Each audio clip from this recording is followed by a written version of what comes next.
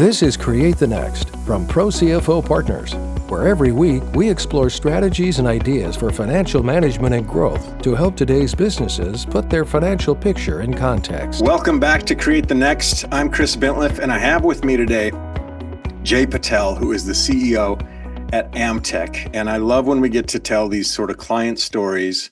I say this all the time because it's great when we get to move from what I think is really interesting conceptual and instructional sort of guidance into, and here's how it matters, and here's who it matters to. So Jay, welcome. And I guess tell us just a little bit about Amtech. What do you do? How long have you been doing it? How long have you been in the role of CEO? What has that journey been like? Just kind of level set for us a little bit, share a little bit about your business. Yeah, so Amtech is a family-owned and operated business in electronics manufacturing. So, I think a good analogy is Apple is the largest company in the world, but it doesn't own a single manufacturing facility. They hire electronics manufacturing service companies like ourselves, but they play in a whole different market, different scales. But the need for electronics manufacturing services are there. There's a lot of people who work, the domestic area, the volume, the sweet spot that do need that type of those services because it's just cost inhibitive for them to put that type of cost, talent, everything prohibitive to put that type of infrastructure in place in their own manufacturing facilities. So they hire people like us. We're high mix company, medium-sized volume, 25 people. My dad started the organization, and it's a funny thing. For Indians from where I'm from, the pinnacle of being a successful immigrant is working your way up from gas stations to hotel motels, and the pinnacle of it is electronics manufacturing. So my dad was able to successfully, climb that ladder, and he started this electronics manufacturing company for us to get a good foundation in the new world. My parents, immigrated from India in 1981, and they wanted to give a good, solid foundation for my brother and myself. So we went through this. Now, you asked me how long I've been with the company. I was probably employee number 2. My dad was the owner. My mom was employee number 1, and I was employee number 2. And it's we worked here, and I've worked here since college. While I was in college, I finished my college in 2001, and I've been with the organization since then. And since I'm the older brother, I just had a lot of the responsibility on my shoulder from day one. So I've worked out in the shop floor doing shipping, receiving, inventory, doing the soldering, equipment, repair, installation, running all the equipment. And then as the company has grown, I have grown and realized what my role should be and what kind of role adds the most value to the organization. And I've grown into that. So that's where we're at right now.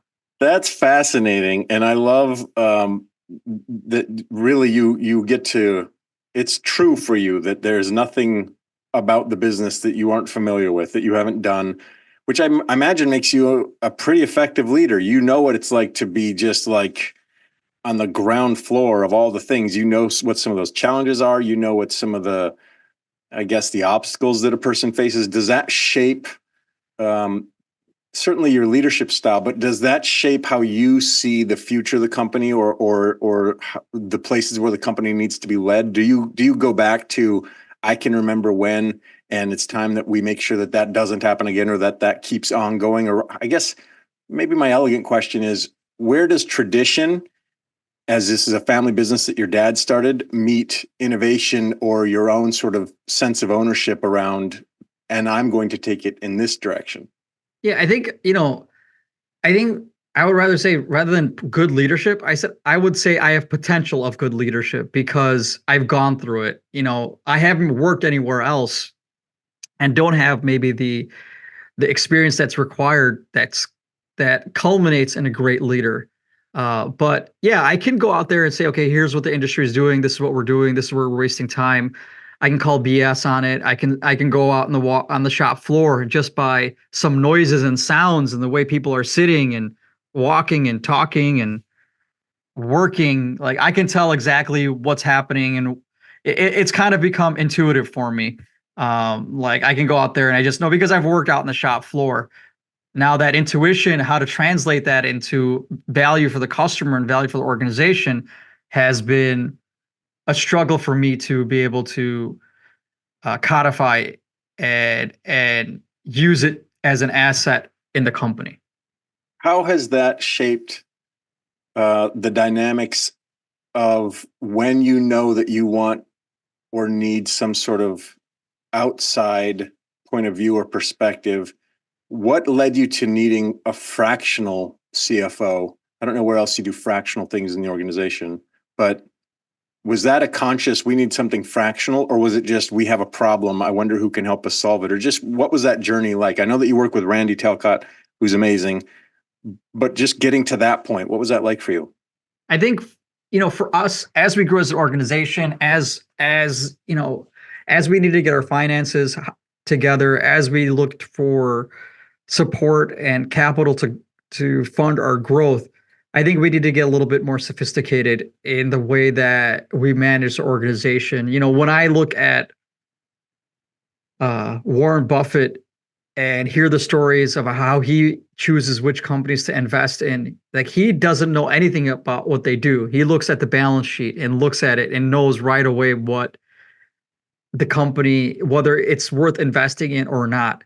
And for me, for a long time is okay, you do the right things happen and you make money. But there is a scoreboard to business, which is the balance sheet and the P&L that help you guide the organization and make decisions on where it needs to go. And I think that was really lacking for us significantly. We just didn't have in a sense, in college, I studied computer science and I came into the manufacturing. I didn't have that background at all. Like when bankers ask me, what do you do for here? And with the reporting here, and like, I have no clue. And I think we really needed to shore that up. So as we grow, we have our ducks in a row and can confidently provide some reporting to our financiers, to our customers, to our vendors, and provide, looking at those, provide us a trajectory to grow. And we're a small business. Would we want to bring a full-time CFO on? I hope we get there one day. But do we need to? Could we right now? Could we justify it financially? I don't think so. So it was really more of those things: how do we get what we want without having to bring this person in? That's a huge cost. And traditionally in small businesses, you couldn't do that, and because you always have to hire somebody full time. And I think I don't know how long this whole fractional idea has been happening. I know we probably started implementing it 3 or 4 years ago. And we do have another fractional as well, but so let's try it out, and it's been freaking awesome. And I'm glad. yeah, and it's been such a learning process, and it's been an eye-opening process. It's like, really, this is how we do it. Like this is how things are done, and this is how we make decisions. And I may be just telling you how ignorant I really am, and I may be judged by the world, but I don't really care. Like, it was really a learning experience. And the great thing with Randy, and we got matched with Randy through our whole process, was that not only do they do the work and put everything together, but Randy really advises us, and like he's really more than a function of the organization. I think one thing that we've really appreciated about Randy is he is invested in the organization. And when you get somebody who's not only providing services, but it gets invested and wants to see us grow, there's a whole other dynamic that comes in. And for me, Randy is just not a person who, and this role, and I hope for anybody who is looking for it, I hope they get the same thing that we've gotten from ProCFO and from Randy, is just like, he is a great guide. He is a great mentor. and we've learned so much from him, not only on the financial side. And I'll share it, as embarrassing as it is, you know, setting up projections and a budget. It's like, why do we need projections? Like, why do we need a budget? Like, let's just work. Like, all we got to do is work and ship and not make mistakes, which is fundamentally true. But again, to play the game of business, uh, there's more that's there. Like, you need, it's like, yeah, okay, if we're playing basketball, we score a lot of points, we just keep on scoring. That's good. But if we don't look up at the scoreboard until the end of the game, we don't know where we're at. We don't know what we need to do. And I think that's where Randy has really guided us. And I can imagine what he goes through when he says something and I have a blank face, like, what? Like, why are we doing this? And he's probably frustrated, but maybe not. But I can see where I would be frustrated. And he really helps us. He helps us, me and my brother, both together. He guides us through that uh, almost like an elementary conversation of basic finances. It's been awesome. Like, it's been really, really great. What a great sort of story, and your forthrightness is a strength. And knowing Randy a little bit, I bet he loves that. I bet he loves the opportunity to sort of, I don't know, to take a role in helping to shape an understanding of something. When you kind of mentioned off the top in a self-deprecating way how, look, this is your sweet spot, and you feel a little ignorant here or there. Has Randy and ProCFO Partners just kind of been able to offload that mental bandwidth for you? Are you able to more focus on those things that are important and that you know that you're good at, or at least that the organization really needs from you? Because that part, you don't really need to. You need to be able to be the resource that Randy needs, but you don't need to try to be the problem solver there. Is that accurate? Do you feel like that's... Yeah, I think every organization needs the right person in the right seat. And if one person tries to be an expert in too many, the geniuses can do it. I mean, good for them. But I am not in that category. So if I try to be good at too many things, I just end up being mediocre or bad at a lot of things. And with Randy on board, and with the leadership team that we've built, we have a great opportunity where people are in their seats, and they're doing their jobs, so we can all leverage our strengths and grow the organization. And the nice thing is, like, because ProCFO and because Brandy came on a fractional, do we need a full-time CFO? Maybe not. If we had one, would they add value? Would we keep them busy for 40 hours a week? Yeah. But then that's taking resources away from somewhere else. And with these guys coming in on board, Randy comes in, he guides us, tells us what we need to do, he directs us. And it gives us like this confidence that I've never had running the business, because I know there's somebody there looking at my six. All the time there's somebody there that's just not us. So if something goes haywire, like, they know. And Randy, who was in his position, who's managing the finances, helping us manage the finances, tells us, hey, there's something not right here, Jay. We need to do this. So before, it was like, before I go to bed, it's like, okay, let me think about all the things I need to worry about right now and kind of work through it. And right now, I don't have to go through that process anymore.